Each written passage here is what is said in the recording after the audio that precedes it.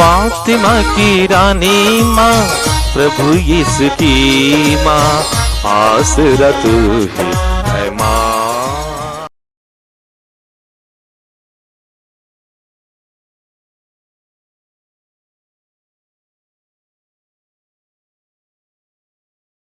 पहला पाठ उत्पत्ति ग्रंथ अध्याय 2 पद संख्या 18 से 25।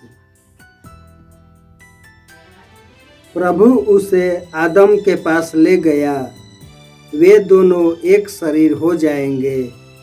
प्रभु ने कहा, अकेला रहना मनुष्य के लिए अच्छा नहीं, इसलिए मैं उसके लिए एक उपयुक्त सहयोगी बनाऊंगा।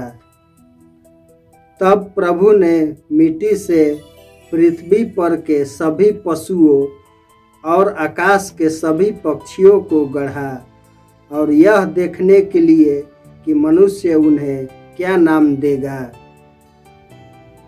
वह उन्हें मनुष्य के पास ले चला, क्योंकि मनुष्य ने प्रत्येक को जो नाम दिया होगा वही उसका नाम रहेगा। मनुष्य ने सभी घरेलू पशुओं, आकाश के पक्षियों और सभी जंगली जीव जंतुओं का नाम रखा, किंतु उसे अपने लिए उपयुक्त सहयोगी नहीं मिला। तब प्रभु ईश्वर ने मनुष्य को गहरी नींद में सुला दिया, और जब वह सो गया तो प्रभु ने उसकी एक पसली निकाल ली और उसकी जगह को मांस से भर दिया। इसके बाद प्रभु ने मनुष्य से निकाली हुई पसली से एक स्त्री को गढ़ा और उसे मनुष्य के पास ले गया। इस पर मनुष्य बोल उठा, यह तो मेरी हड्डियों की हड्डी है और मेरे मांस का मांस। इसका नाम नारी होगा, क्योंकि यह तो नर से निकाली गई है। इस कारण पुरुष अपने माता पिता को छोड़ेगा और अपनी पत्नी के साथ रहेगा, और वे दोनों एक शरीर हो जाएंगे।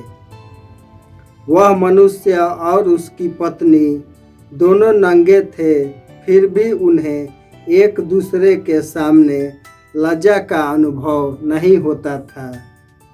प्रभु की वाणी है। ईश्वर को धन्यवाद।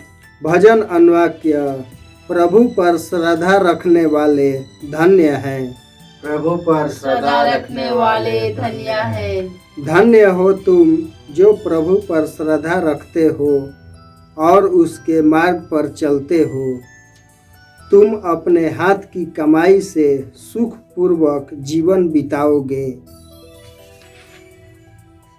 भजन अनुवाक्य। प्रभु पर श्रद्धा रखने वाले धन्य हैं। प्रभु पर श्रद्धा रखने वाले धन्य हैं। तुम्हारी पत्नी तुम्हारे घर के आंगन में दखलता की भली भांति फलेगी फूलेगी। तुम्हारी संतान जैतून की टहनियों की भांति तुम्हारे चौके की शोभा बढ़ाएगी। भजन अनुवाक्य। प्रभु पर श्रद्धा रखने वाले धन्य हैं। प्रभु पर श्रद्धा रखने वाले धन्य हैं। जो ईश्वर पर भरोसा रखता है उसे वही आशीष प्राप्त होगी। ईश्वर सिय्योन पर्वत पर से तुम्हें जीवन भर आशीर्वाद प्रदान करता रहे, जिससे तुम यरूशलेम का कुशल मंगल देख पाओ। भजन अनुवाक्य। प्रभु पर श्रद्धा रखने वाले धन्य हैं। प्रभु पर श्रद्धा रखने वाले धन्य हैं। जय घोष हालेलुया। जो वचन आप लोगों में बोया गया है और जो आपकी आत्माओं का उद्धार कर सकता है, उसे ग्रहण कीजिए और उसके अधीन रहिए। हालेलुया। प्रभु आप लोगों के साथ हो और आपकी आत्मा के साथ। संत मार्कुस के अनुसार प्रभु यीशु ख्रिस्त का पवित्र सुसमाचार। हे प्रभु तेरी महिमा हो। अध्याय 7 पद संख्याएं 24 से 30। वहां से विदा होकर यीशु तीरुस और सीदोन प्रांत चले गए। वहां वह किसी घर में ठहरे और यह चाहते थे कि किसी को इसका पता न चले, किंतु वह अज्ञात नहीं रह सके। एक स्त्री ने जिसकी छोटी लड़की को अशुद्ध आत्मा लगा था,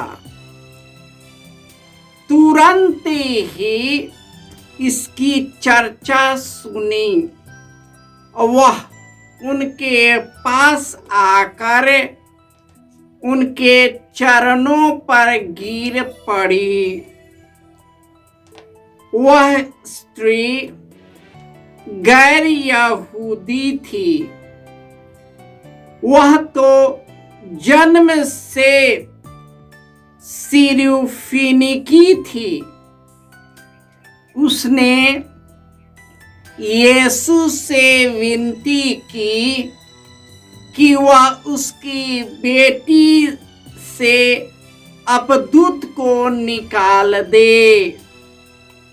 यीशु ने उससे कहा, पहले बच्चों को तृप्त हो जाने दो।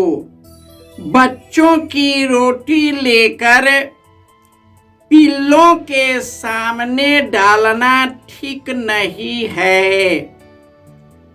उसने उत्तर दिया, जी हाँ प्रभु। फिर भी पिल्ले मेज के नीचे बच्चों की रोटी का चूर खाते ही हैं। इस पर यीशु ने कहा, जाओ, तुम्हारा ऐसे कहने के कारण अपदूत तुम्हारी बेटी से निकल गया है। अपने घर लौटकर उसने देखा कि बच्ची खाट पर पड़ी हुई है और अपदूत उसमें से निकल चुका है। यह प्रभु का सुसमाचार है। हे क्रिस्त तेरी स्तुति हो। ख्रिस्त में प्यारे भाइयों और बहनों, धन्य है वह मनुष्य जो प्रभु पर श्रद्धा रखता है, उस पर भरोसा करता है, उसके मार्ग पर चलता है। वह अपने ही कमाई से सुखपूर्वक जीवन बिताएगा। उसकी पत्नी उसके घर की आंगन होगी। वह दाखलता की तरह फलेगी फूलेगी। उनकी संतान जैतून की टहनियों की भांति उसके चौके की शोभा बढ़ाएगी और उसे जीवन भर ईश्वर का आशीर्वाद प्राप्त है। आज के पहले पाठ में ईश्वर ने एक परिवार का निर्माण किया। मनुष्य को अकेला रहना अच्छा नहीं है, इसलिए मैं उसके लिए एक सुयोग्य सहयोगी बनाऊंगा। इस प्रकार पुरुष अपने माता पिता को छोड़ेगा और अपनी पत्नी से एक हो जाएगा।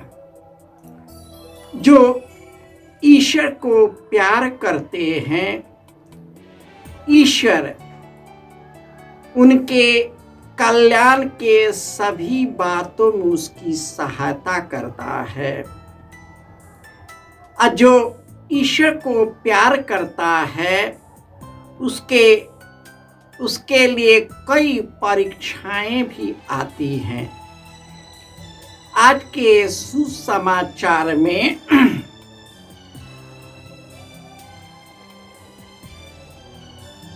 एक स्त्री, कनानी स्त्री यीशु के पास आती है, उससे अनुनय विनय करती है कि उनकी पुत्री जो अपदूत ग्रस्त है उन्हें चंगा करे।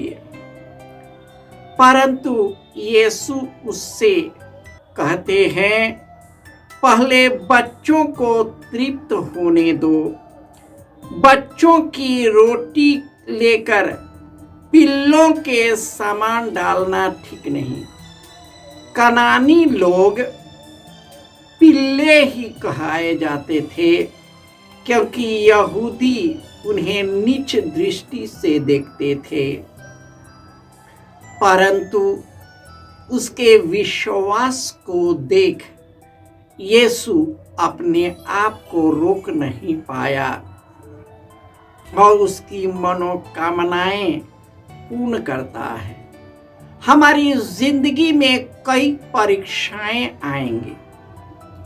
जो ईश्वर को प्यार करते हैं उनके लिए कई परीक्षाएं भी होते हैं